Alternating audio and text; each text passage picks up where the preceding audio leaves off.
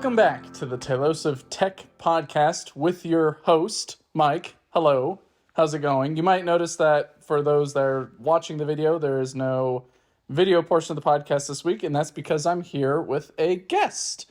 And the guest that I have today is a special one that I hold in high esteem and that I care about a lot. My wife, Carrie. How's it going? Hey, everybody. Carrie hasn't really been on many podcasts or really much recording because I think you were maybe on the TV once or twice, but otherwise this is sort of new to you. Yeah, I think this is my first podcast ever. Yeah.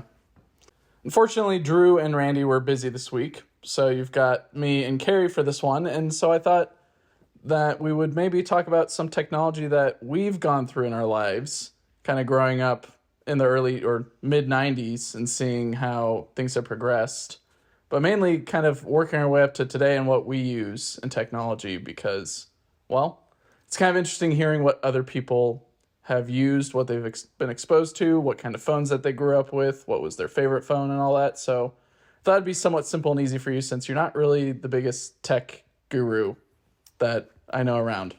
I am not the biggest tech guru. This is true. You are the tech guru of the two of us. Yeah. Do you remember the first technology or piece of technology that you ever interacted with? Well, we had a regular TV growing up. What was a regular TV mean? So my parents had a box TV. It was ginormous and heavy, and it had this huge TV stand that it set in.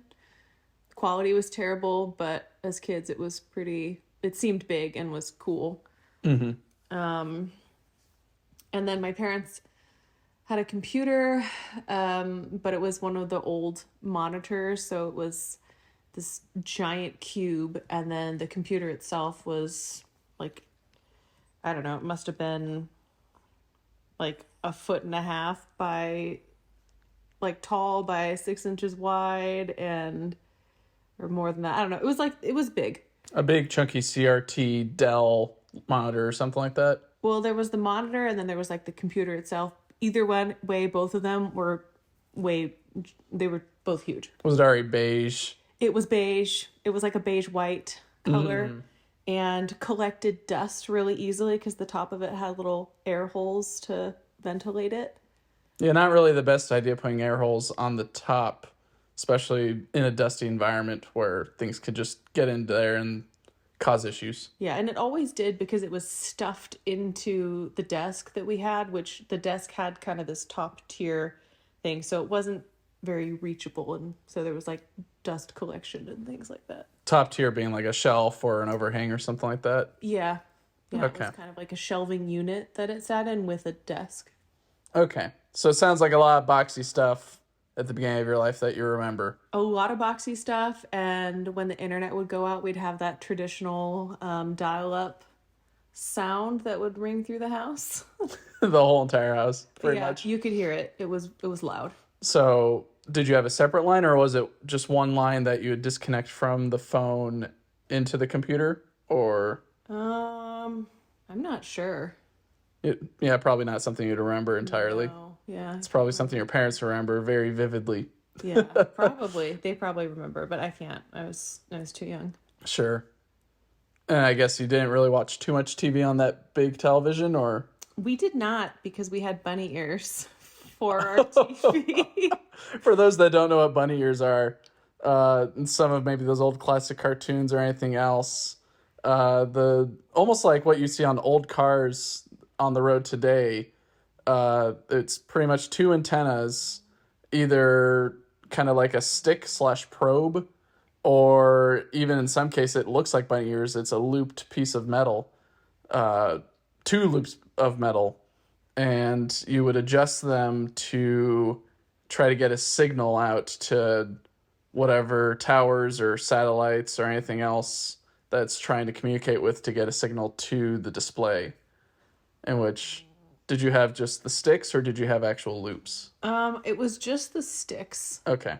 And I think we got about 4 channels. We Four d- channels. so we did not have cable TV. We just stuck with the bunny ears, which my parents still have only four channels today. They don't currently have cable. What year is it again? I know. 2024? I know. They do streaming. They do streaming, but They have internet they now. have they have internet. Um, but they still only get, I think, four, maybe five channels, and Jeez. yeah. I remember the last time we went to your parents and they just got that new internet. And it's like that direct line of sight type of Yeah. system where it's pretty much a dish that you have set up by someone or you can set up. And then you are either instructed or the person who's installing it figures out what direction the tower is that this company owns or is using. Yeah. And you point as much as you can directly, hopefully there's no trees in the way, uh, to that tower. And so then that way it's a direct line of sight, quote unquote, signal that allows you to have this wireless internet system without having to take cables all the way down uh, long swaths of roadway or forests or anything else and pay that much just to give someone an internet connection. Yeah. And for reference, my parents do live somewhat in the middle of nowhere, so that's a good option for them. Yeah, pretty much, yeah. And I guess why I brought it up is it was interesting comparing that to what we were using at the time being Starlink, where it was kind of the same idea of it's a line of sight scenario, but instead of trying to connect to a tower, not like maybe a mile or two away, uh, it's now trying to beam up a signal from space. Right. Satellites. Yeah. Did you like our Starlink? I guess a little tangent. Um, I which one? Which one? The one that we have at home. Um, I like it, but it's kind of slow for some of the things that you use it for. But it seemed to do like pretty decent with streaming, which I think is a majority of what you and I probably use it for. Yeah, typically we sit on the couch in the evenings and watch whatever.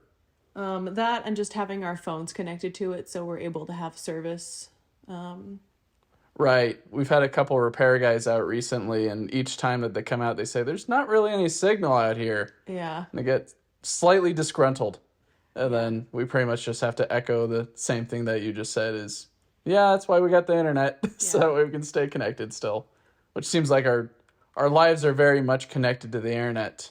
It almost seems like it's a public utility now Yeah. instead of a novelty. Yeah, and it would still like it because it wasn't fiber. If the power went out, we could still use the internet, like with alternate means. But Right. It was no longer we're not when we had Starlink, it wasn't dependent on two systems that are wire based. yeah, One was internet or I guess dish based, and it just needed power, while the power needed a connection, pretty much. but I mean, it was slow doing certain things, but it seemed to work decently. The downside, I think, for us is the trees. Yeah, we have a couple trees on our property that tend to be a little bit of an issue. Yeah, so that I think that line of sight made it a little bit difficult. Yeah, it doesn't really work for everyone, right? Yeah. For those that either are in cities for some reason that need Starlink, but there's adjacent buildings that are in the way, or I think trees is probably a better example, is especially those that are either in the suburbs or maybe not even in the suburbs, kind of out in the sticks, but there's still either some heritage trees or just trying to get approval to get trees removed in some of these sticky situations can be an issue. But you need internet, or at least you want internet that provides better speeds. Right. But in many other people's cases, those that don't live in the desert, they have to deal with foliage, or at least if you're living right by a mountain or just some weird complex topography, just how much line of sight or sky view the Starlink has. The other thing was the setup for it, trying to find a place on the roof that we could put it where it would be able to see, and then taking the line from outside and bringing it inside to the router was kind of a hassle. That is the complicated part, trying to get the outside things in without cutting holes too large or through already openable orifices in the house, like windows or doors. Yeah. I think what we did worked probably best because we didn't have to drill any holes into. No, there's actually some stuff that was already utilized. Yeah. In our house, I guess the previous tenant had a dish, like for dish TV. And so Yeah. we're able to utilize a lot of the holes that they already drilled Yeah. and just plop in the Starlink cable, which was a little bit bigger, at Yeah. least on the end. Starlink didn't really make it easy for the end to get through these holes. Yeah. The plug was larger, like Yeah. the head of it or whatever. So you'd make the hole big enough just to put the plug through, and then the rest of the wires, like, oh, you can put two of these wires in this hole. Yeah. Kind of an annoyance. I think Drew had the same issue when they started with the Gen 1 Starlink dish. The plugs, you had to pretty much drill out a hole that was big enough for those plugs. I think on the Gen 1s, it was even a bigger plug. Yeah. And I think the mounting was difficult for us because we ended up not actually mounting it to the roof. Yeah, we just let it sit on there and then put some sandbags on it, hoping it would slide off. On its legs, yeah. Yeah. Yeah, not on the dish part. Yeah. That'd be a little bit hard for it to get a signal. There just wasn't a good place. That was part of the placement problem, was there wasn't a good place for us to put it where it had the line of sight and it could be propped up with some sort of mount. Yeah. So I guess we'll continue on this conversation, the whole tangent that we're on. What do you think of our fiber internet that we have now? I like it. It didn't really change anything for me personally, because I really don't use that much internet. So that was nice. What was also nice is they installed everything.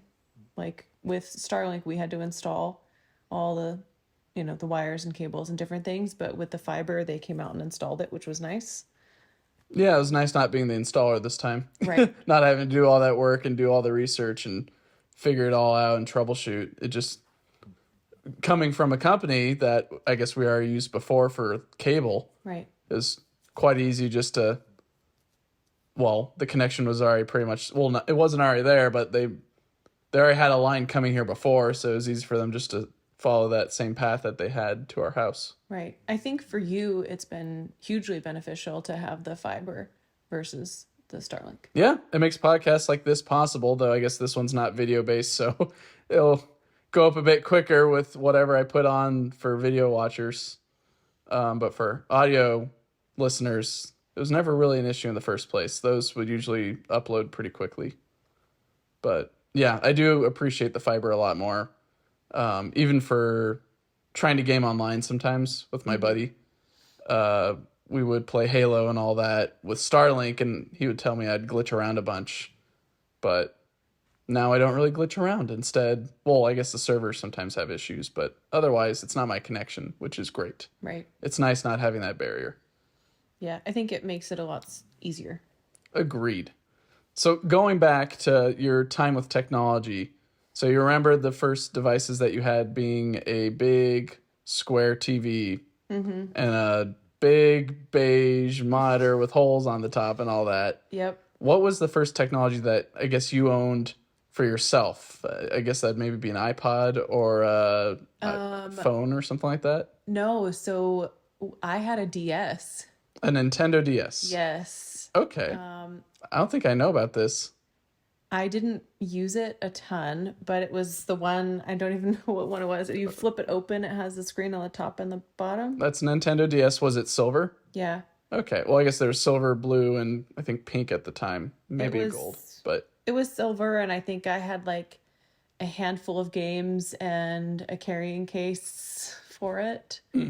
Is there a specific game that you'd play on it? There was is it Treasure Planet, that movie, that the cartoon, it came out like probably 20 years ago. Well, don't make me feel too old. Okay. I mean, I guess us too old, but even so. So there's a, is it Treasure Planet? I think is the movie. I'm sure, yeah, the guy that kind of has the middle part in his hair. And it's Right. brown, and then there's like some captain with a big arm, and then some Yeah. pink goo thing. Yeah. Yeah. There was a game for that movie, and I think I played that one probably the most. I think there were some other ones, but I don't remember what they were.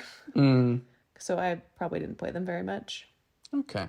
But that was the first piece of technology that you owned, that you remember carrying around, or at least having in your possession. Yeah.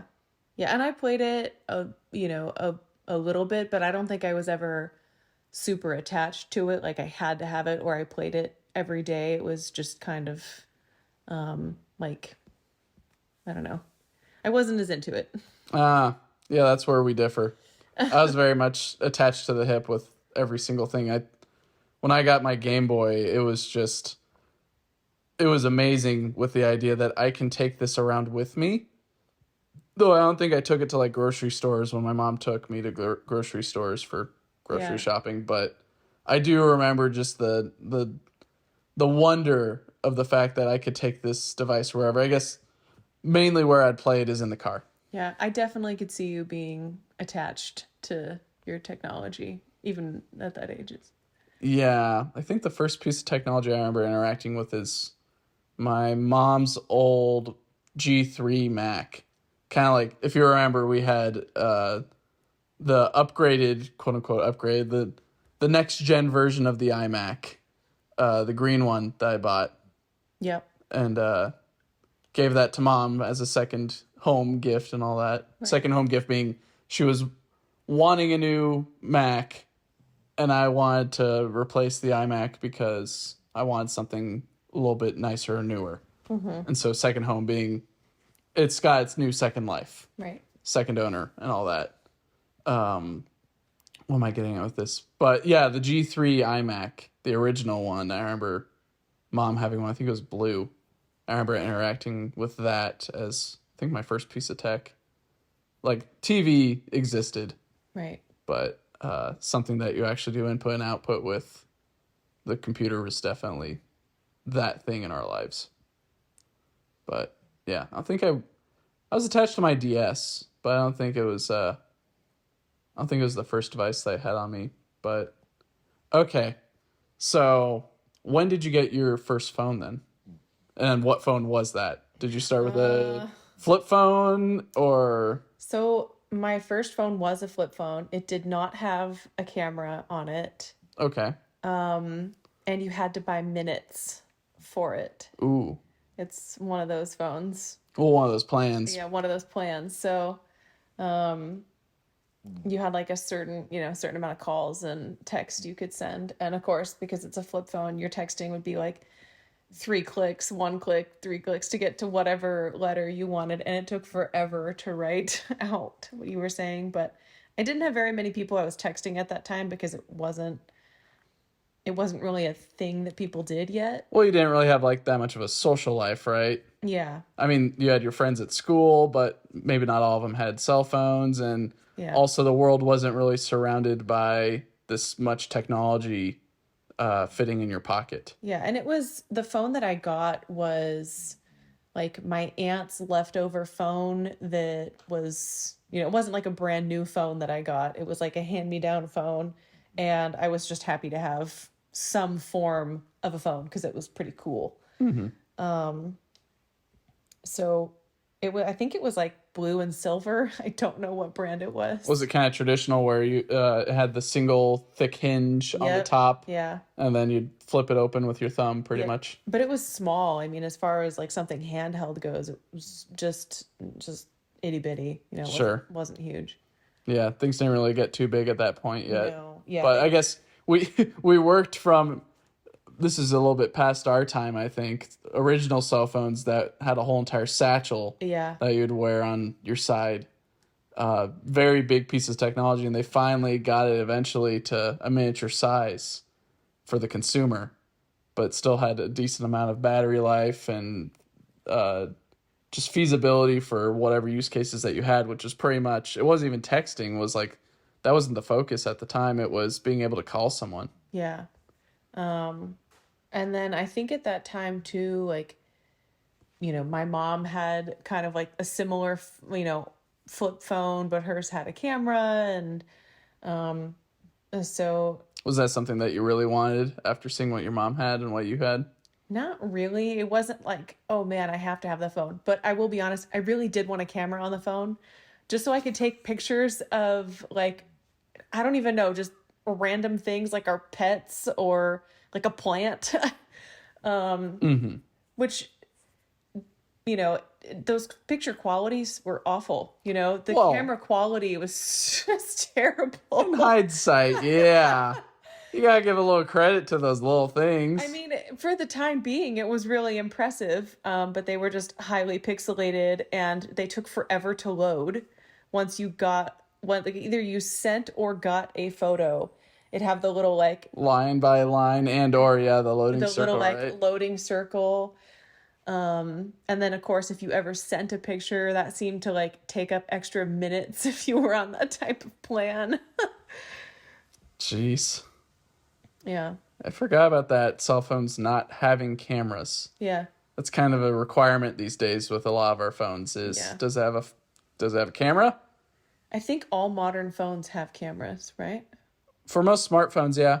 Unless you have one of those like Dumb really phones. yeah, I don't want to say dumb phone, but like Well, it is. it's like the really simplistic ones that have like the just regular buttons and I think the name dumb phone isn't I don't think it's derogatory or meant in vain. I think it's mainly meant to distinguish it between what we call these days smartphones. We don't really call things, I guess we still call things phones, but yeah, there is that phone versus smartphone delineation that kind of has melded together at this point.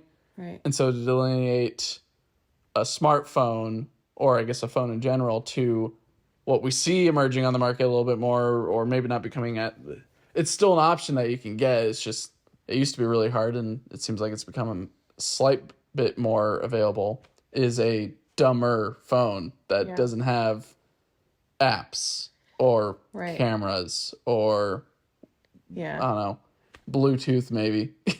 I remember too like getting that phone. There was like, you could only do so many things as an option on there. And I remember you'd go through and like pick out your ringtone. Hmm. That was one of the things that was like cool to do, was to go through all the different like ringtone styles and then select which one you thought would be cool. So I remember going through and like they were looking back, they were probably all terrible, but that was one of like the highlights of getting a phone back then, is like, oh yeah, let me pick out my ringtone, it has to be something cool, because later on you could set different ringtones for different people eventually, Hmm. but at first it was just like basic, this is the ringtone. You ever buy any ringtones or download any off the internet? um I don't think so. Okay. Did you? I remember getting Don't Fear the Reaper. I don't even know what that is. Oh goodness, I forget what the song is from, but they just took the uh a clip. Instrumental or something. Well, no, no, I think it was even I don't think it was even chiptune. They pretty much just sliced that part of the song of uh oh, I'm forgetting the song name. It's on the tip of my tongue pretty much, but they just took a clip out of that song and put it in as a ringtone, and then you could buy it. I think it was like 99 cents at the time or whatever. I Nice. remember getting it, and then I think realizing afterward that I think you could, I don't know if you could record your own ringtone, but you could upload an audio file onto it. And I felt slightly stupid, but then now looking at the cords that I have for a lot of those phones, they didn't really have plugins to computers. So even if I was that tech savvy, I don't even know if I could have, unless at the time I knew that's something I could really do and get into. Yeah, it was just such emerging technology. I think not a lot of people would probably know how to do that. No, instead it was pretty much, does it have a menu on the phone where you could download songs? Yeah, Almost like what app stores are today, but yeah, very, very basic level of it, of just, do you want a ringtone?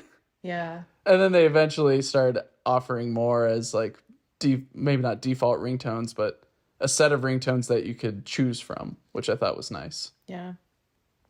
The other thing that those early phones did is you get individual text messages. Like now, when you get a text message, it's a conversation with a person back and forth. Mm-hmm. But previously, it was like, oh, this text and one text, and at least on the phone that I had.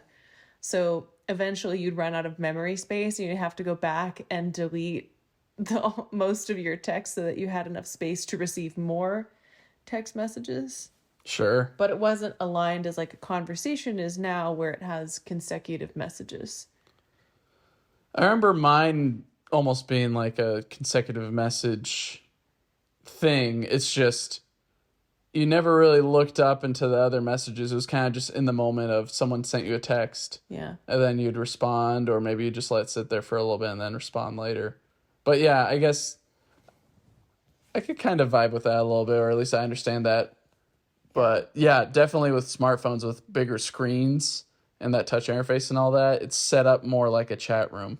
Yeah. Well, I think now on my current phone, you have so much memory and so much storage space that I don't bother to go delete text messages or like previous conversations. Yeah, think 'Cause about all of the links, I know, all of the I know photos, all the notes, all the everything that you've everything. sent, not just to me, but friends and family. Yeah, All that data is still being I saved know. either on iCloud because you have an iPhone, Yeah. uh, or in the storage on your phone.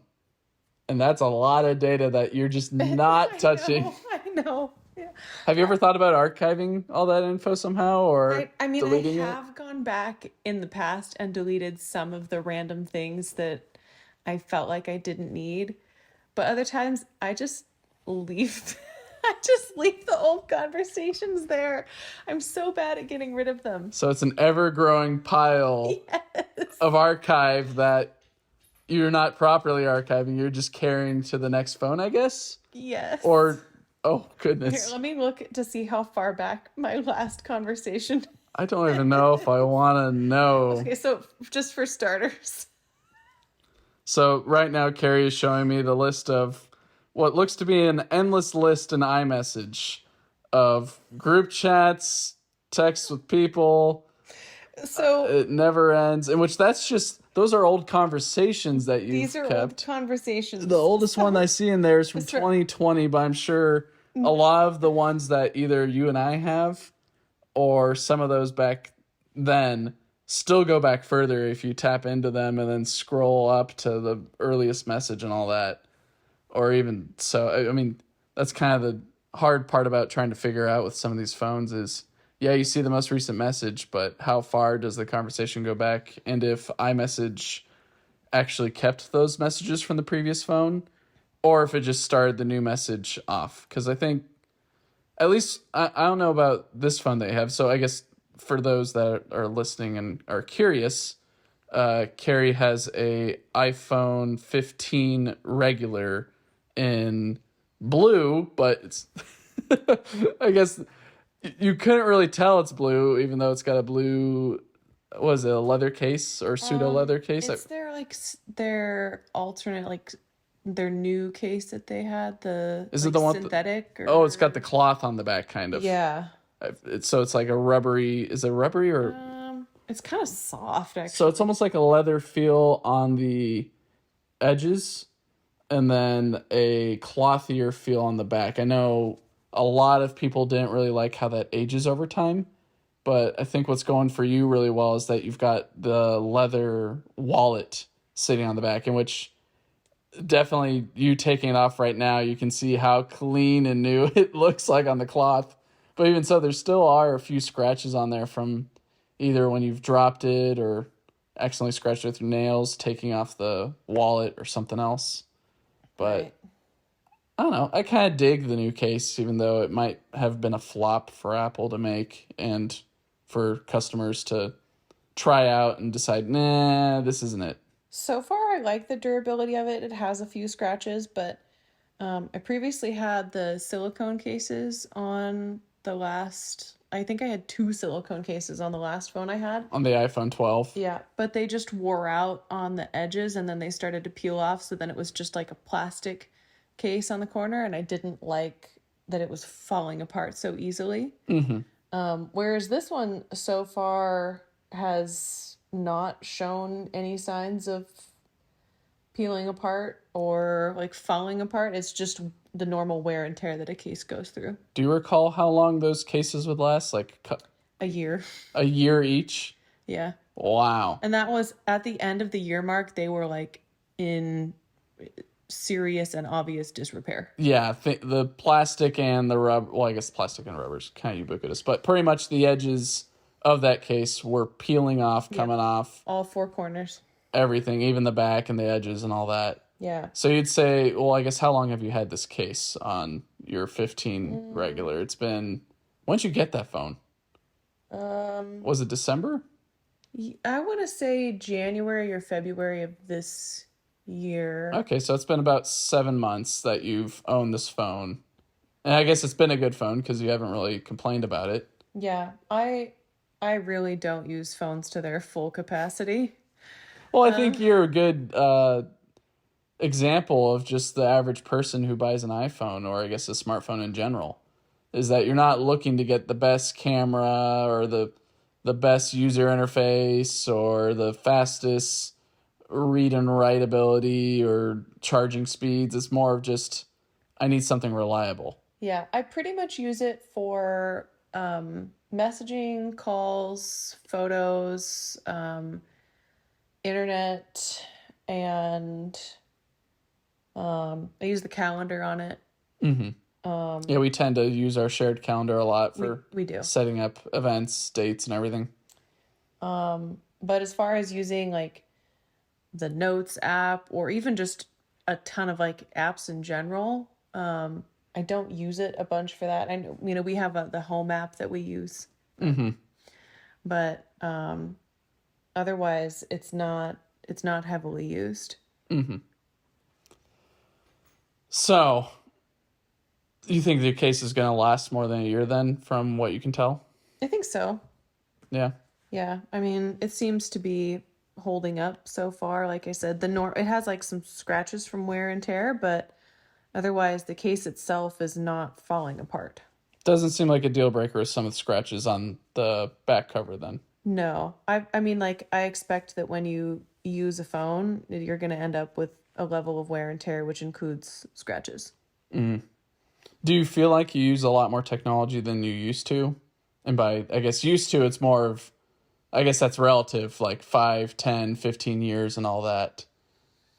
Do you feel like you've become a little bit more tech enthusiastic? I mean, growing up, we weren't like a heavy technology based family. I would definitely say meeting you, granted, we've been together for like 12 years, but I've probably used more technology with you than I would have if I didn't meet you. But even now, I don't use a ton of technology. I mainly use my phone, and occasionally I'll use the computer or the Surface. But otherwise, I'm not. And I do use our smart speakers too, I guess. Yeah, you sometimes queue up some music. I sometimes queue up music on the smart speakers, but otherwise I can't think of another piece of tech that is just in the forefront of my life. You might be consistent with your tech usage because, as you said before, you had a Nintendo DS, and it wasn't like the center of your world, but it was nice to have from time to time when nothing was going on. You could just flip it open and play Treasure Planet or wherever. Right. And now you kind of do the same with our Nintendo Switch that we have. Right. I where, guess that's true. I do like the Nintendo Switch. yeah, instead of playing Treasure Planet, which I don't know how that game looks now, It's uh, probably terrible. yeah, but now you play Animal Crossing New Horizons or whatever the newest version of Animal Crossing That that is true. came out in 2020, and you seem to get a lot of enjoyment out of that. I do, but I probably play it the same amount that I would play the DS. Or I probably play this a little bit more, but it's still not something that I do daily or even weekly. You kind of hop on it maybe once or twice a month to kind of get your fill. Yeah, pretty much. Yeah, I definitely would say during college years, I was more into using the computer and Surface for school activities. But now that that's not a part of my everyday, I just use like the computer that is offered at work. So, Sure. and even then, Which is an iMac, by the way. it is an iMac. It's one of the new ones. I don't quite know. I think it's like one of this one we had that was green. Yeah, you use a green iMac? No, it's not green. It's silver, but it's the same type of. Ah, so it's the gray one. Okay. Yeah, I don't know what one that is. Silver or gray, I guess. Well, Was there a black one? I forget. I'd have to look at the store again to see what colors they offer. yeah, I think there's a gray one. but even then, my job is not heavy computer based. Sure. So I don't spend a ton of time on the computer either at work. Right, yeah, it's mainly just for data logging or other stuff like Yeah. that. Mainly just keeping track of stuff. Correct. Where mine is a little bit more technical as an engineer, of course, so I'm spending a lot of time on it. Oh goodness, you said something in there that I was gonna hook on. It was Oh, now I remember. So you mentioned, I guess when you went to school, you were relying on computers a lot. And you mentioned before the Surface, Yeah. in which for those that may remember when I first started on these podcasts, I think mainly on the EV podcasts, I didn't start on a Mac when we would record those episodes.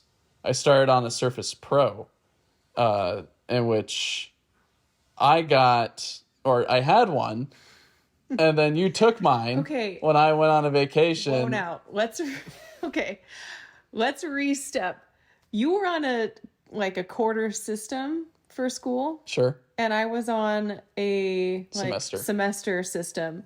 So I started school before you did, and you had offered for me to borrow your computer for a little while so I could take notes more easily. I liked it so much that you decided I could keep it and you would get yourself the Pro. I suppose that might have been what happened. It is what happened. So we ended up having two Surface Pros. Well, I don't think life. I don't think your first one was a Pro. It was a Pro. They're both pros, yeah. I didn't know that. You thought yours was just a regular It's Surface? just regular. I don't even know if they make a regular Surface. Is it? I think it's a Surface Pro or, yeah. Well, the ones that we had was a Surface Pro, but they've since made a whole bunch of other ones in the lineup. Because I thought the one that you had was better or newer or something than Yes. the previous one that I had. I had a faster chip in mine and I think a little bit more storage. Yeah. Because I used it for, I think, a year or maybe, yeah, it was about a year. And I enjoyed it, but I saw the limitations of, it doesn't have as much storage as I need and it takes a little while to boot up a few things. Yeah. And so then when I gave you, there you go, gifted you mine, I thought, okay, this is the opportunity that I can upgrade my system a little bit because I know what my use case is for the device. I did really enjoy the notes, like the Windows Notes application on that, because it was really useful for keeping track of different classes and dates that we would go over things. Yeah, OneNote. Yeah.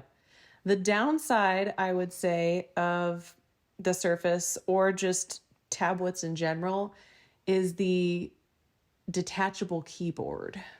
Right. So on iPads, the folio case, it kind of just uses the magnets on the back of the device to adhere it to it. And then it uses some type of rigidity on the joint. So then when you've got the keyboard, it stays as one unit pretty well because there's a lot of different contact points for the iPad. But for the Surface, It's just clip and unclip magnetic. well, it's little magnets, but it's only on the It edge, is, yeah. pretty much, or the thin side of the device. And so, if in the case that happened with you, if the Surface ever goes over the edge on its kickstand, the rest of the device might not make it with it because the magnets would be not as strong to hold it up over an edge. And so the tablet, being the expensive thing, would go ahead and fall. But the keyboard that isn't as expensive would just stay on the desk. Which is what happened to me because the desks that they give you in college are tiny. At least the ones they had at my university, and especially in the auditorium type classrooms where they have the little pull out type, like, I don't know, desk hard surface from the chair. Uh-huh. Those are so tiny. There's no space to have a kickstand, and I don't know what I would call it, the butt of the the surface. The one where there's like the kickstand, and then there's where the joining of The keyboard the and keyboard the and tablet. the tablet. Yeah. And then there's the keyboard itself, and there just wasn't enough space. So what happened in one class is typing along, the kickstand went off, the Surface went with it, and it shattered the screen. Oof. The good news is I was able to get it repaired and it was fine. Good. But there was a chance we could lose the Surface and all the data along with it, which would have been a huge bummer. Did you have a Microsoft 365 account at the time? I don't remember, probably. So I Okay. guess maybe it would have been. It would have been backed up probably, and you could access it from a different computer, which I like. That's what I really enjoyed about having the Surface is I could log into whatever computer anywhere. So in the case of, oh no, someone stole my tablet from my car, I ended up going to a gym or some other part of town with my Surface for some reason. Maybe I had to pick something up after school. And then, oh, someone stole the Surface. Well, it's not a complete loss because probably at the time I was connected to internet and taking notes. And so the notes backed up to the cloud. And then all I had to do is go to another computer after my Surface was quote unquote stolen. This never happened.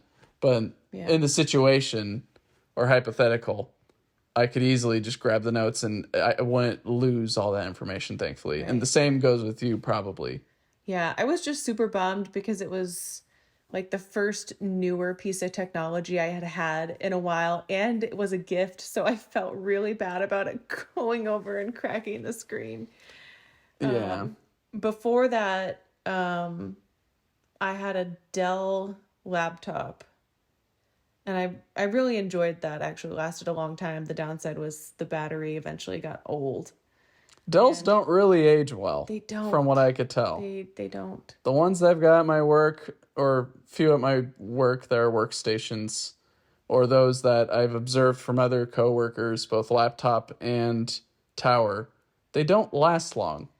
Yeah, I did actually really like the Dell computer I had. It was blue and typical like late 2000s looking thing. Yeah, very much so. I think I got it when I was going into high school.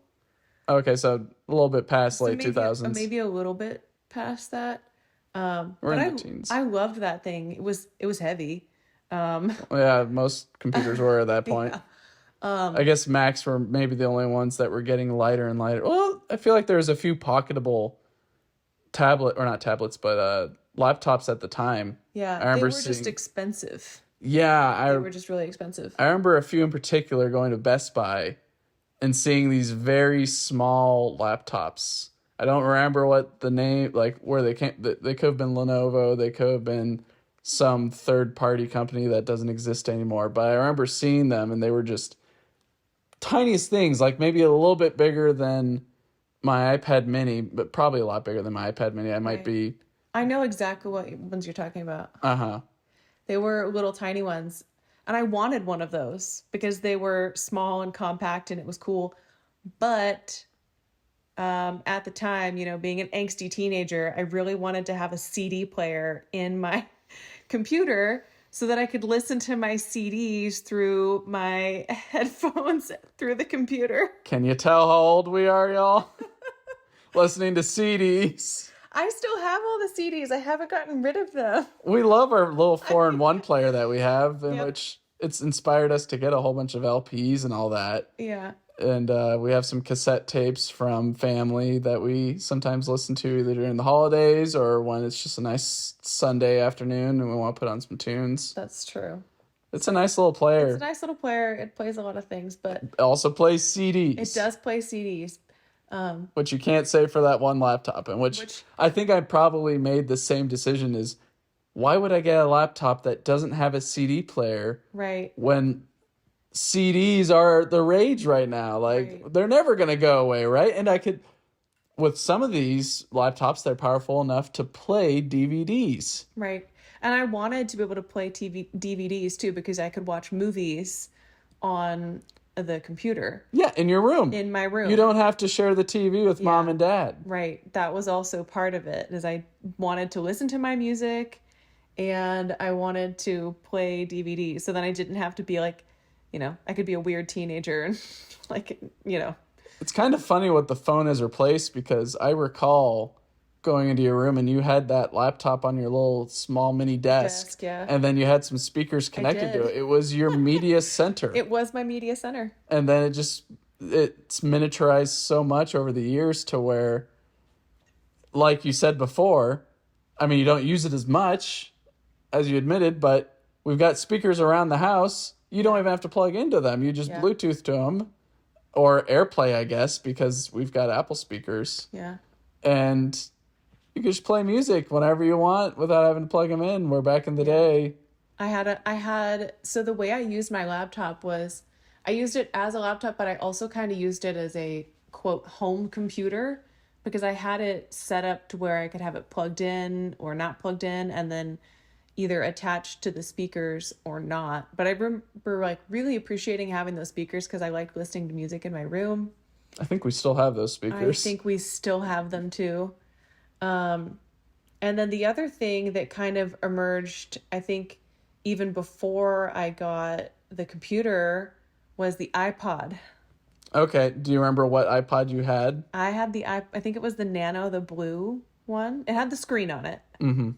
And I think we still have it. Actually. Was it a smooth curve feel to it? Okay, so I think it was was it the newer generation of Nano? Because I remember I had the older generation of Nano. They came out with a black and white Nano, and then they came out with ones with all the colors, and I had the ones that ended up being all the colors, and I had the blue one. I was the older generation. I had the black. Yeah. The black and whites, and which I like that because I found, especially with the iPhone 14 Pro that I have, I really like square devices. Yeah. Kind of like my original iPhone, the iPhone 5S, when they finally got out of their AT&T exclusivity contract. Mm-hmm. And I think the 5C came out around that same time as well. But I liked the square feel to it. And how, maybe not, I guess looking at it now, it's kind of like an aerospace look to it. But I guess aerospace is a little bit curvy and streamlined. I guess brutalist. Maybe not brutalist. I don't think that's the right term for it. Very defined edges in Boxy, I guess, is what I was raving over with the 5S and what I liked about the 14 Pro.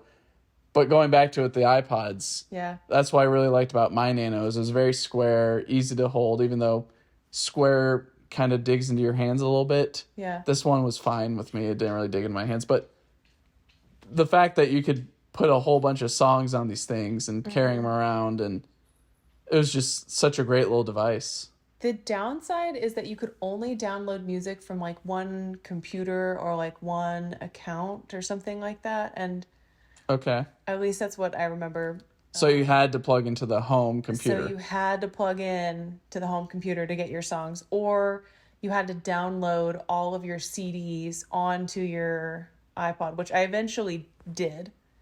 Okay, so you got your CDs, you put them into the home computer, Yeah. and then I don't know if you transfer or whatever it was, but you transfer it to iTunes, and here's all the songs in Yep. your iTunes playlist, and then you plug in the iPod, and then You just say, all right, these songs put onto the iPod. It'd take a bit. It would take a bit. I remember it wasn't quick or fast Yeah. because the read and write ability of those little devices, or even the cords that we're using, just they weren't high speed. Yeah. And because my family was not a technology family, just for us to be able to do that was like, oh my gosh, this is so cool. But we could not figure out iTunes. So I had no music from iTunes on my iPod. Wait, son, how'd you get songs on your iPod? I only had, so all of my CDs that I had, Okay. they ended up on the iPod How? through the computer. So like you'd put the disc. You didn't know how to buy songs on I iTunes. don't even think I had an iTunes account. I don't even know like. I think you needed an iTunes for the iPod. Okay, well I don't know how maybe else. I did, but That's something I'd have to verify because a lot of stuff in early Apple days I don't remember too much. I remember the hardware. right. I vaguely remember the software, but I didn't really pay attention to it too much. It was more of just, this is a computer to me, and this is a device that I use. Yeah. So what we did is we like I took the CDs, put them in the like disc player for the computer, and then I don't know if they went onto like an iTunes. I guess they someplace. I guess maybe it had to go on iTunes. I feel like it had to go through iTunes because how else would the right? iPod... I guess that's true. So maybe I did have an iTunes account, and then it went from there onto the iPod. Maybe your family just didn't want to buy music, and that's what you're associating it with. No, because I don't even think my family knew how to operate the majority of Okay, these. so Yeah, you were the tech whiz then for the family. yeah. I don't want to say whiz. That's a real bold term.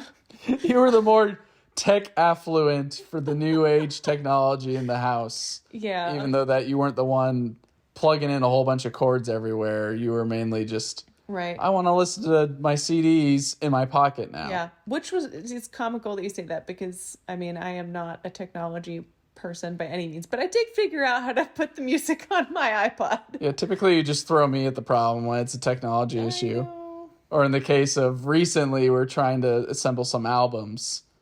And so you're just, plug it in, and I want this album on the computer so that way we can I need do help. some stuff. Will you do this for me? Pretty That's much. pretty much my go-to. And even so, I get to it, and I have difficulty with it. I'm starting to get to that age in my life where I'm not that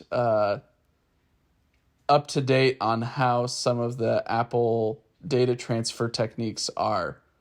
And so I just plug in the phone, in which I could probably just airdrop a lot of stuff, but for the size of albums that we're trying to put together, I don't know if airdrop would be the best approach. So plugging it in is what I do, and then from there, I just have to highlight all the photos in the default photo viewer, and it, as far as I can tell on the photo app, it doesn't allow you to select albums, so I have to highlight all these photos from your phone and then transfer them over to a specific curated or created album on the photo app on the computer. Yeah. So even still, it seems like I'm also falling behind in a lot of areas of tech. Yeah. So yeah, that's I mean, it's always evolving, always changing. It's hard to keep up with all of it. Do you remember what your first smartphone was?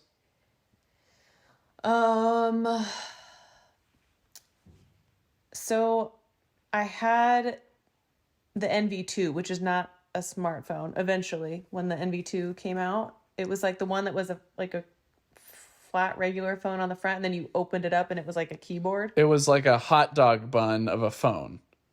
I was so excited about that phone because it was like my first like new phone. Because all the other phones that I had, I think I had like two other really like old flip phones, but they did have a camera, which was exciting. So that NV2 was my first like brand new phone. Well, I think the beauty of the NV2, if I remember it right, it had buttons on the front. It did. So you could interact with the phone without having to open it. Correct. And which is something that Samsung touts these days with their flip and fold phones, which is kind of fun. We've gone full circle there where now you can do, on the new Fold and Flip 6, you can do so much on the front screen, even though it's a small screen on the front, and then you can open it up and it's a lot taller, a lot wider screen. Well, at the time, it was like one of the only phones that had a full keyboard.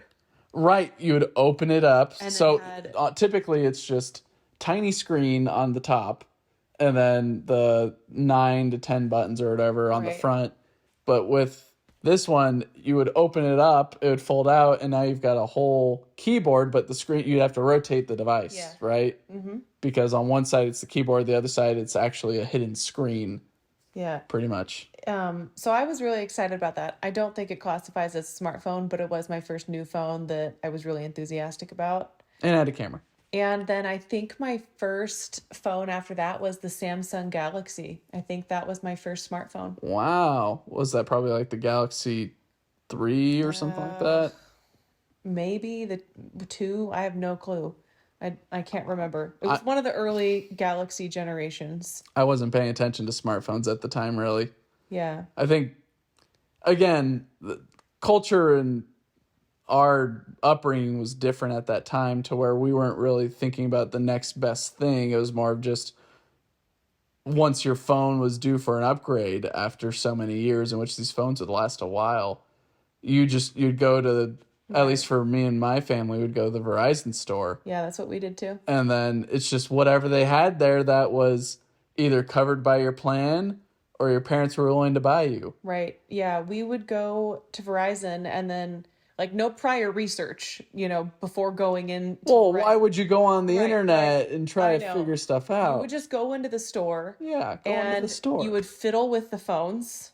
So you'd kind of like, I don't know, They're on their little they're on their little podiums, podiums and plugged in all the time. yeah, you'd kind of pick one that, oh, this one looks cool and This it one has does a really this, good color. yeah. Your NV was NV2 was I It think was purplish it pink was or something like maroon. that. It They was call maroon. maroon is the color. Oh, Yeah, I maroon. think the options were like maroon or black. Ew. I know. So maroon it was. Yeah, maroon definitely. Why would you get a black phone? Like Yeah. I think all of them were like kind of gray or blue. Yeah. I was a teenage girl at the time. Maroon was, that was I trendy. remember there's one that I really wanted to get because I kept on getting the Samsungs as well. Yeah. I had two of the regular classic looking flip Samsungs. And then I think I ended up going for something that was like your NV2, which was the double flipping Samsung phone that I had. I don't think you ever got to see that one, but pretty much you would be able to fold it up like a regular flip phone, but you could also fold it out. So it did both kind of like what the Galaxy Fold and Flip do. Oh, I know exactly what you're talking about. So it could open up like a hamburger or a hot dog. Because then you could text, like if you turned it sideways, you had like a keyboard change to it, right? And then you'd flip it back down, and then you'd flip it up. It had a And double then it had hinge. a regular keyboard. Yeah. I do remember that phone. I don't know if I remember you having it, but I do know exactly what phone that is. No, but the other phone that I wanted to get at the time, instead of that phone, before I got that one, was a orange flip phone. It pretty much was like my regular Samsung's, but it was orange, and it was touted to be a sporty outdoor cell phone. Oh, man. A lot more rugged. It could get wet, and it would not be an issue, but I don't think you could submerge it Was as it a much. Nokia? It probably was. I'd have to look up some internet archives to see what was the. I mean, even with like the old flip phones that I have here, it's hard to get information for them because Very. even if like you put up like the serial number, you might not get that many hits on Google or Bing or wherever you use. So even with like that orange one, I don't even know what I would do to try to search it up. But anyways, that was my tangent. So you went from the NV2 to a Galaxy. Mm-hmm. And then probably after that, maybe another Galaxy, or did you hop onto the iPhone after that? I don't know if I had another Galaxy or if I went for an iPhone, but I did get an iPhone someplace in there. Do you remember which one you got? Was it squared off or was it curved? I honestly cannot remember. I think my first iPhone was either the 4 or 5. You were with Verizon, so it had to be at least a 5S or 5C. In that case, I think it was the 5. But not the 5C, because the 5C is the color one, right? 5C, yeah. Maybe the C stood for color. I forget. Drew and Randy would have a lot more information on that. So then I think it was the 5. They were made out of plastic. Okay, I did not have one made out of plastic. No, you It had was a the metal S. one. Yeah. Yeah, you probably had an S then. Or you went to the 6, which wasn't squared off. It was rounded off, I believe, on the sides. Yeah. That's when they did a big jump from what it used to look like being very squared off. Or I guess originally it was rounded on the back and then square on the front. And then they just did square on back, square on front for a little bit. And then they went to rounded on the front and back. It's too many descriptions. They've flipped through so many different designs. It's just been insane. Yeah, so I stuck with the iPhone, I think, for a few different phone rotations, like every 2 years when our plan had its upgrade. Uh-huh. I stuck with the iPhone and I had OtterBoxes on all of them because I would drop my phone all the time. Yeah. And they were not as durable as they are now. No, they're a little bit plasticky now. So I had the OtterBox on Or are you talking about the ones the then? cases. Did they come apart when you dropped them? I The forget. case? Yeah. Or I remember with like some of the cases I'd buy for my 5S, they would just fly off into different pieces if I dropped if it was it. a cheap case, yes, but I ended up always getting the OtterBox because I dropped my phone so many Okay. times that I felt it was necessary to have something more durable. Plus, my lifestyle at the time was a lot of outdoors type things, so it made sense for me to have a more protective case on my phone. Yeah, I guess if I think about it now, those otter boxes were actually Pretty durable. pretty durable because you'd pretty much put like the plastic housing around it first, and Yep. then you would form the Like rubber housing. like the hard rubber. It was a whole Yeah. process, and then also making sure that there's nothing trapped between the phone cover case Yep. for the screen and the screen on the phone, which made it a little bit plasticier or a little less responsive to touch, but at least you kept it safe. Well, you could take, if you didn't want the plastic like bit in there, you could take it out, which I think I did with my For the front for the glass. front glass. I think I took the plasticky like material out. Okay.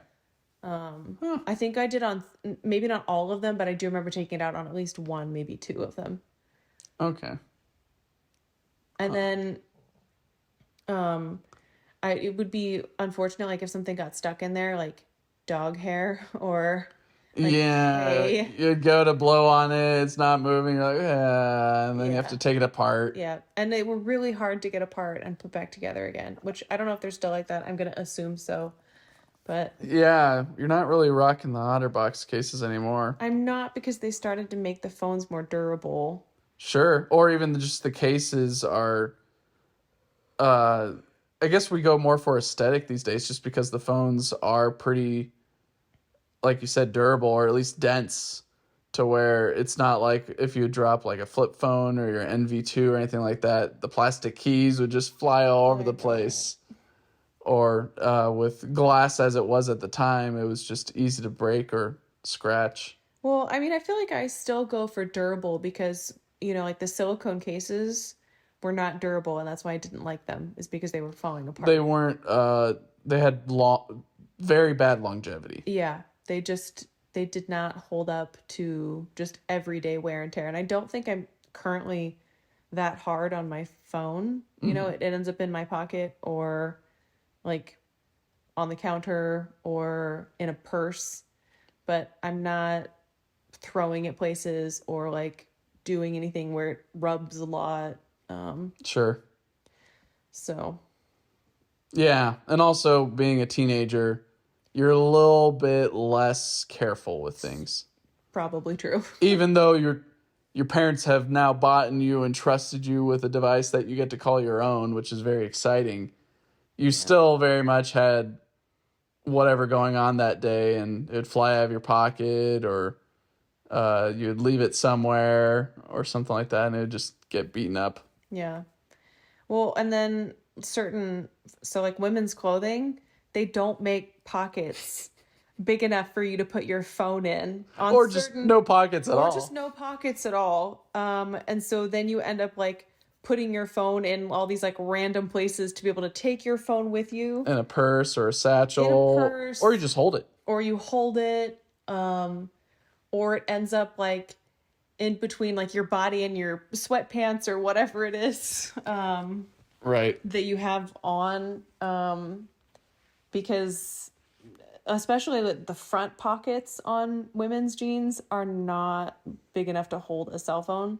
So now the majority of people put them in their back pocket. Mm-hmm. Plus, I also think it's a comfort thing so that when you bend over, your phone doesn't jab you in the abdomen. So you typically put your phone in your back pocket then? Yeah, Okay, it's never in my front pocket unless I'm wearing like sweatpants around the house. sure. But otherwise, it ends up in my back pocket. Are you fine with how big phones are these days? Like your 15 regular? Does it seem huge? Does it seem like a decent size? Do you wish it was bigger or smaller?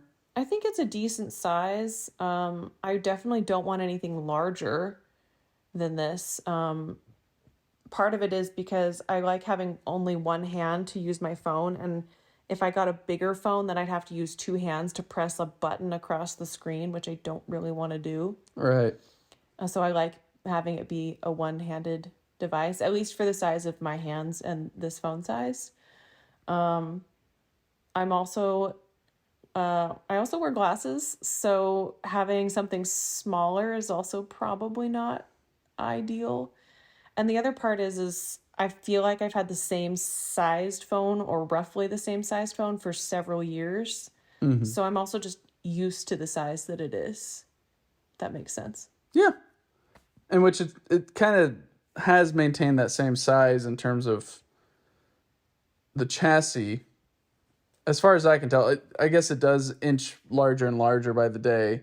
But what they do is they also decrease the bezel width on the edges, in which, for those that don't know what bezel width is, being, I think, you.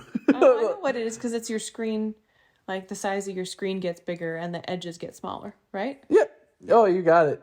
Maybe some of that information has rubbed off on you over time with either having Drew over or me talking about it. Or maybe I just know things. Maybe you just know things. Yeah. Wow. Yeah, I actually wasn't expecting that. I was thinking that you'd maybe want things a little bit smaller or something like that. And which you did hint at that. Like it'd be nice to be able to fit in your front pocket and be able to reach your thumb over to the other side of the device without having to grab it with another hand. I mean, I can reach my thumb across. It's a long reach though, and my hand is like severely tilted Sure. to go diagonal across, but the majority of your buttons are down where your thumb is anyway. Uh-huh. So I don't know that I really press anything in the top screen. I think the most like that you sometimes get is if you're in like a web browser, like you need to click something up there, but sometimes they'll pop up in the bottom. It just depends. Mm-hmm. But I think what's interesting about your use case of a lot of Apple devices is your second most used Apple device isn't a Mac or an iPad or anything else. It's actually the Apple TV. the Apple TV, do headphones count? Because I do use my headphones. I guess that is an accessory, yeah. Because I do use. I was thinking like mainline products that Apple sells, but I guess AirPods sell enough. I think it's been told that if it had its own company, it would be one of the most profitable products or at least companies out there. Yeah, because I do use my headphones for workouts and I use them for calls. Gotcha. So So maybe the Apple TV is like your third most used Apple product then. probably, Yeah. probably. Okay. Do you like your AirPods? I do like my AirPods. Does it satisfy everything that you have as a average user, I guess, of technology? Yeah, I mean, I pretty much just listen to music on them. I like the feature that you can either have ambient noise or not. Sure, be able to hear stuff around you or noise cancel all of it, pretty much. Right. Because there are times in my workouts where I just want to be zoned in and I just want to have my music playing and not focus on anything else. And there's other times where it's like, oh, I should probably be a little bit more aware of my surroundings. And Sure. so then I have the ambient, sound on, or if somebody's trying to talk to me. But I probably do like, I don't even know if I know how to skip, if there's a way to skip songs on the the AirPods. This is so bad. I think I just know how to pause and unpause the music. Just by clicking on the stem By with clicking your... on the I just squeeze the stem on like my left side and then it pauses and unpauses, but I don't really know how to do anything else with it. I don't know how to turn up and down the volume or skip songs from the headphones themselves. I don't think AirPods can turn up and down the volume, but what No. if I told you instead of doing one squeeze, you do two squeezes, and that's how you skip a song. I did not know that. Because if I want to skip a song, I just go to my phone and I click the arrow button to go next. Well, to be fair, it's not intuitive unless you're reading into either the manual or looking in the settings and all that. Yeah. I think there's even settings for you can tell one stem to do one thing and tell another stem to do another thing if you long hold. That's another thing, you can long hold on them. So my long hold is for getting the ambient noise to go on and off. Right. And then the short hold is for pausing. I think there's a setting that you could adjust in there where it will change it to you talking with the Apple Assistant.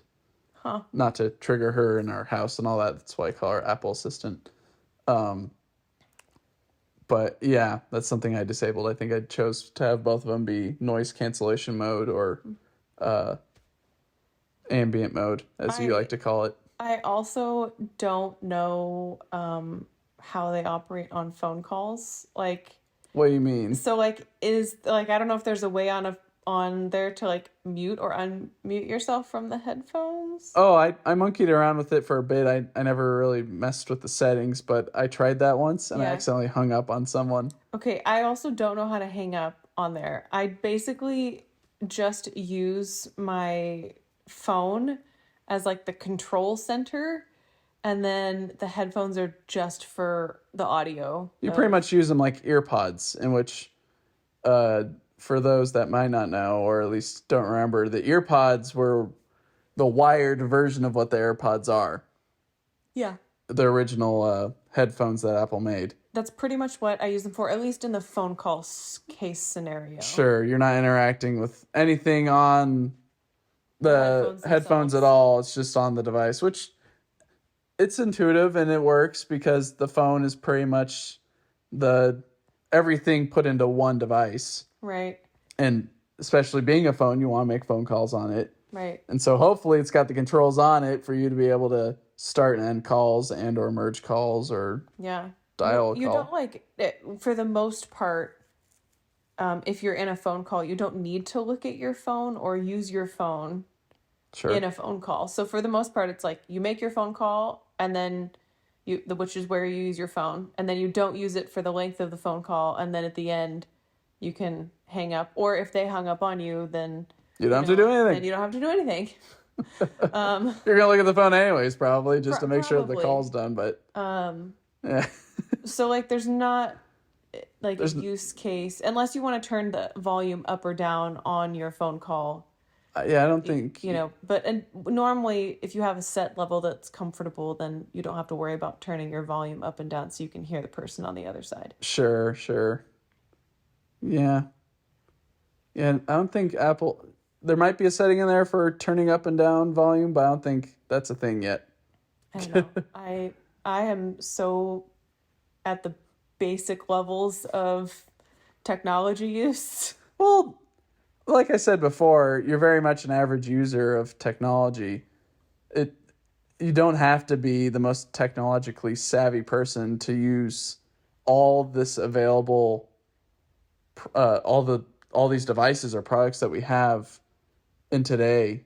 Yeah, I don't think I need to incorporate more technology into my life. I think it's fine where it's at. What did you think of the Vision Pro or the MetaQuest when Drew brought his over and I was testing out mine for a little bit? I think it's too much for me personally. It's something I don't think I don't want to say ever use, but the likelihood is very low. So not really looking like the future of computing or anything else. Not for me. I think that it would probably be great for other people, or maybe like younger individuals, probably because they're a little bit more immersed in technology. Sure. But the other thing is, like, unless you hook up what the person using the vision goggles or whatever it is. The VR headset? Yes, the VR headset. up to the TV. As a bystander of somebody watching another person use the VR headset, it's I don't want to say boring, but like it's a little boring to watch somebody else play with a VR headset versus if you're playing a video game on the TV, then other people can at least see what you're doing, not necessarily be a part of it, but feel like they're still, I don't want to say immersed, but I guess kind of. Right. That's something that you liked compared to when I was testing out the MetaQuest 3. You didn't like the fact that you couldn't really see everything that I was looking at as much unless I really connected it to the TV, which took a lot of work on my end to get it all connected. But then just booting up a video game on the PlayStation or the Xbox or the Switch or whatever, it was just as easy as turning it on and the TV turns on its own, or we have to turn on the TV and right. It's easy for you to look at when you're walking by. That's easier. The other thing is, it's not that exciting to watch somebody flail about a room.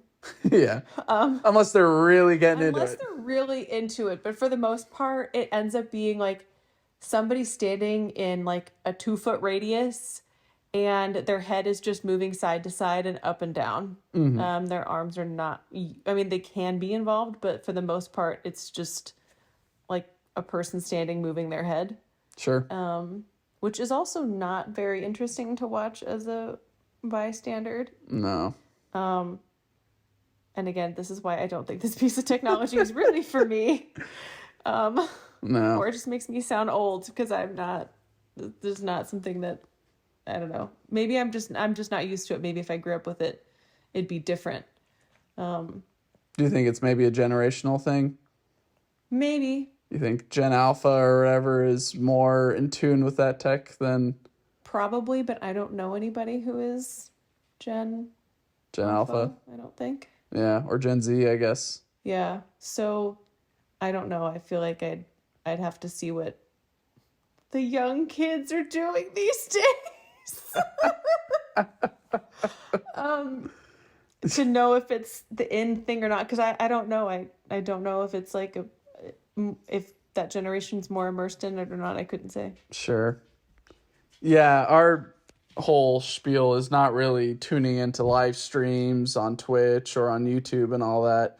The closest we get is maybe watching something live on YouTube, but otherwise it's all videos that have been uploaded of whatever that we're interested in that day, whether it's funny video compilations on the internet or some raccoons or fish or whatever or something else.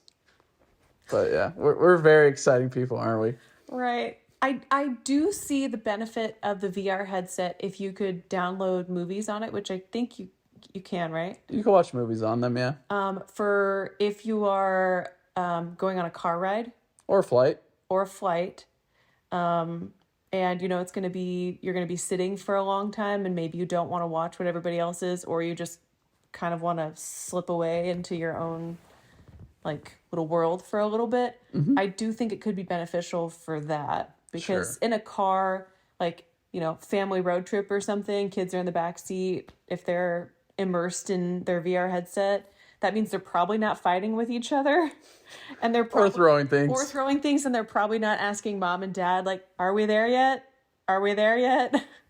Yeah, something that we definitely did growing up is just waiting to get to the destination. Mm-hmm. And there's not much that we could do besides just sit there and look out the window.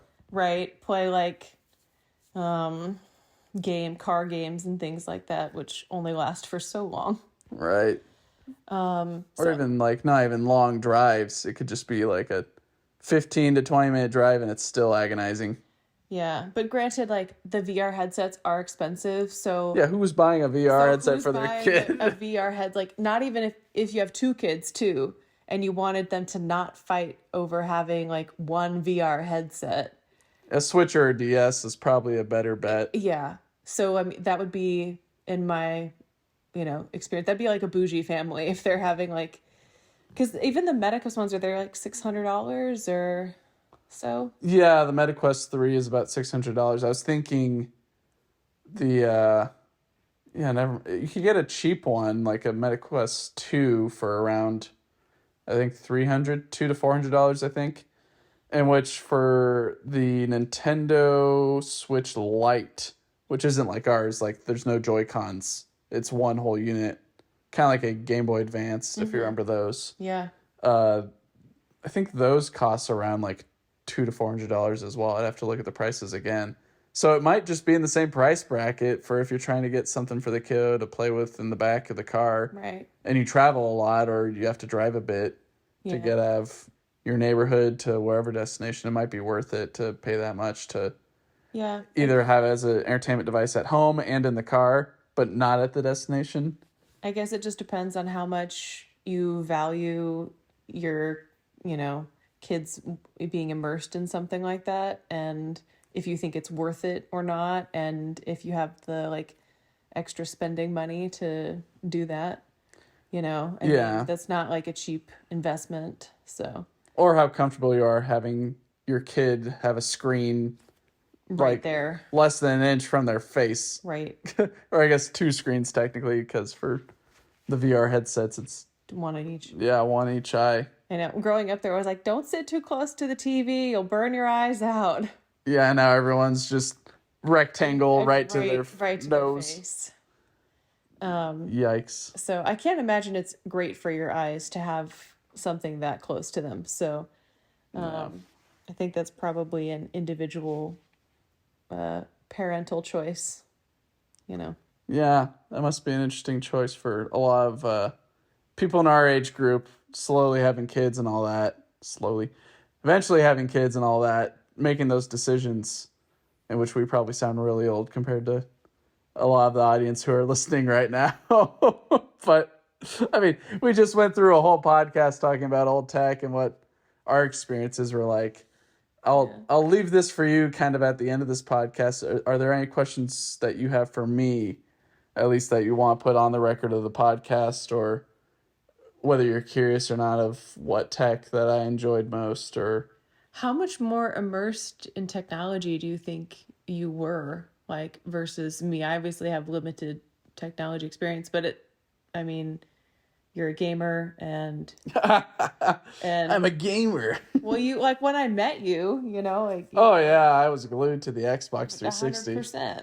Yeah, I definitely valued video games a whole lot more than you when we were growing up. I mean, I never played like a true video game until I met you. Like nothing on Xbox or True video PlayStation. game. Well, like I played the DS, but I don't know if that really counts as It's a video game. okay. Well, I didn't play anything with like a controller far away from like the TV or anything. Sure, I mean the closest you got was probably a Wii. I was gonna say the Wii is probably the closest. Even so, it seems like everyone had a Wii at the time, which was it was almost like I guess having like the PlayStation in a way. It seems like a lot of people had the PlayStation mainly because it was a DVD or Blu-ray player and all that. So it was nice to have around as an entertainment device, but then also I guess for both watching TV and playing video games. Yeah, to answer your question, I definitely was a lot more obsessed with tech, and which kind of shows where I am right now. I mean, we're talking on a tech podcast right now about tech. Well, I guess more of a history of it, but I guess I'm dodging the question a little bit. Yeah, I was definitely a lot more invested in tech compared to you. If I were to put it like as a number, I would say you're maybe like a 3 or 4 when we were growing up. Of like level pieces of technology, like how immersed I was. Yeah, in terms of like level of immersion out of 10, you're maybe like a 2 or 3, and I was probably around like a 7. Yeah. Like I wasn't like hopelessly lost in tech, but definitely after school every day I'd come home, boot up the GameCube and play Super Mario Sunshine or Mario Kart Double Dash or something like that. Either with myself or with mom or anyone else in the family or friends. So, yeah. What about like computers? Did you have like, do you remember your first computer? Not your family computer, but My first computer, well, I was thinking that the question was going more towards what was the first like computer game that you remember playing, and that was definitely something like Putt Putt's Adventure and all that. But My first computer I remember having that I got to own was it a Lenovo laptop, I want to say. It sounds about right. It was like a silver one. Yours was blue, mine's was silver, and which mine was actually a little bit skinnier than yours, if I recall. Not by much. And it was a good laptop. I still have it. I can't log into it. I don't know what the password is. I'd probably need someone who can hack into laptops to get in, but who knows if it still has a lot of the data on there or not. Or if at some point I messed up on the password and it just recovered itself, or not even recovered, it just wiped all the information on there and maybe there's nothing left. So, yeah, I do remember that laptop. It was a decent laptop, but I remember it just felt a little underpowered. And What'd you use it for? what did I use it for? That's a great question. I mean, it was at the time when I was in like 8th grade going into high school. My mom bought it as a present because she thought I was probably going to. It's a new era of, or I guess a new generation of kids. And before you had to, I guess for computers, I don't remember. If Go to the computer lab? yeah, you'd have to go to the library or the computer lab or something like that. But with our generation, laptops are becoming a lot more feasible in terms of financial purchases. And so I remember my mom thinking, yeah, you'll probably need this, or it'll be nice for you to have this if you need to type up something. And which I technically didn't need it. There was a computer at home, there was a computer lab at the school, Right. and I wasn't, it's not like I need to type this under a tree. Like, what high schooler's going to do that, really? Right. Unless, like, While eating an apple and being studious? oh, very much, yeah. I was that, we were that fancy when we were kids, at Sure. whatever high school we went to, Sure. yeah. So, yeah, I remember that. It wasn't a bad laptop, but I don't think, I don't think I was ready for a laptop until probably at the end of high school. Right. I think when you start to get into college is probably where you need a computer more. At least in our generation, maybe it's changed now, but Sure.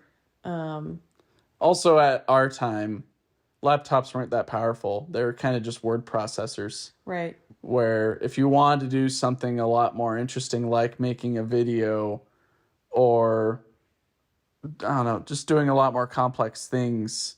Like, I guess I made a few stop motion videos in my time when I was a kid. I didn't use the laptop.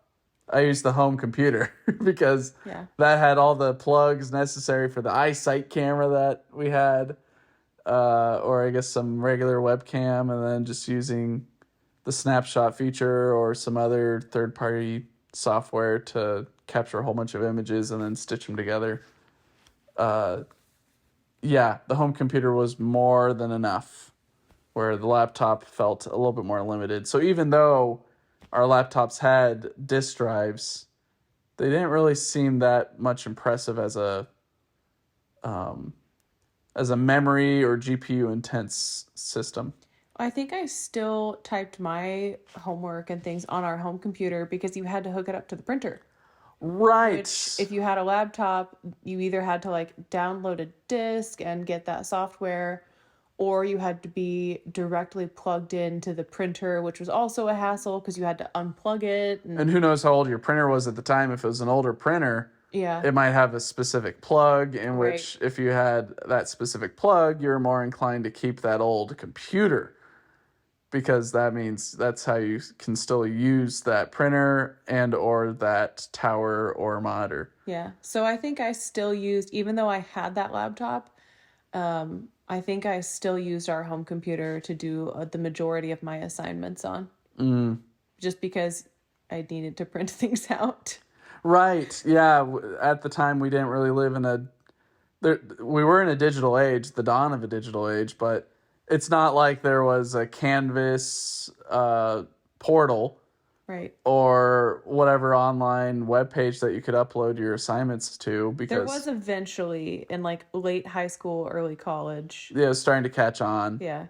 But at least early high school or in our grade schools, Oh, grade school, no way. that just wasn't a thing. You had to get the piece of paper from the teacher, Yeah. take it home, fill it out, and then take it back. Or they would give you the assignment on that piece of paper, but they would tell you you need to type this out on a computer at home or in the Right. computer lab. And you'd go into the computer lab or the computer at home, type it out, it'd take a while, and then hope that the connection to the printer was good. Right. There wasn't anything going wrong with your computer or the printer. Yeah, your printer had to be shipshape, which, as we all know, as a society today, printers suck. They're still terrible. They haven't improved. Yeah, I would say in terms of like the printer game, it's like the Hunger Games, but everyone kind of just fell off of a cliff. No one really gave an attempt at trying to survive long in this Hunger Game. Printers enrage me. I think that that's the point, that why they make printers is to enrage people. I don't think they actually make them to print things. I think they're just made for frustration. It's kind of like, well, it was the beginning of the modern day subscription service because it would work for a while, but then you'd have to quote unquote resubscribe. In the case of these printers, you'd have to buy a new printer or get someone to come and fix your printer. I know. One time when my parents got a pair of scissors stuck in their printer and they had to have somebody come out and get the scissors unstuck from their printer. I don't know how the scissors got in there. What? I'm even more confused. I don't know how. But they had somebody, like a service person, come out and fix the printer. But now I don't think I've ever jammed scissors in a printer. I don't know how they did it. Maybe it just slipped down where the paper went in or something, but That's amazing. yes. But now you can buy a printer cheaper than you can buy the ink for the printer. So you can just keep buying new printers instead of buying ink, which is such a waste. Something is wrong here. It's not adding up. Well, on that note, thanks for joining me, babe, for this podcast. I appreciate it. And thank you for listening this week. Hopefully we've got Randy and Drew back for next week. We still wanted to get a podcast out to y'all. It's just our schedules didn't work out. So we had my wife join, and it was a fun time. Thanks for having me, y'all. We'll catch you next time. Have a fantastic day. Bye.